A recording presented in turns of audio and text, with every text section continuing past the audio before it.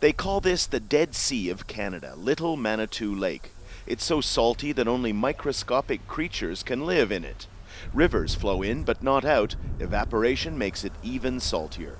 Farmers have long known not to plant crops on the shore. But there is a spa, like the real Dead Sea, and it's been here for decades.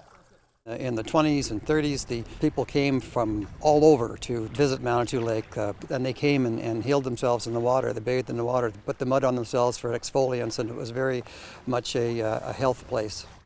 Saltwater lakes are well known in this part of the world, and aside from this one, where tourism and taking the waters has been popular for decades, they're seen as somewhat of a nuisance.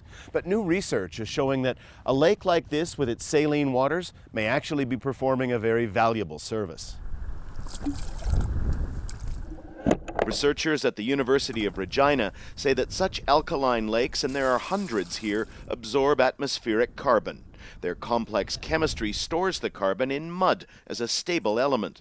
More than 1 million tons a year, up to a third of the vast carbon dioxide output of Saskatchewan's farms. Best of all, it's an entirely natural process. We don't have to do anything other than just make sure that we don't drain them, I think lakes have really been underappreciated in the carbon budget just because total surface area relative to oceans and forests, they're not huge.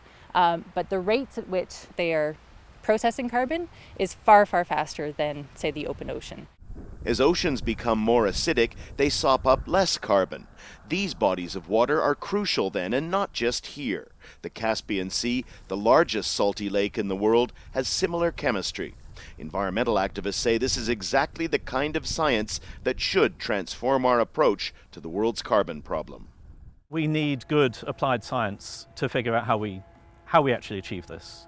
If we can use the applied science to set out what we need to achieve, then we can hand over to the economists and the social scientists to figure out the detail of how we get there.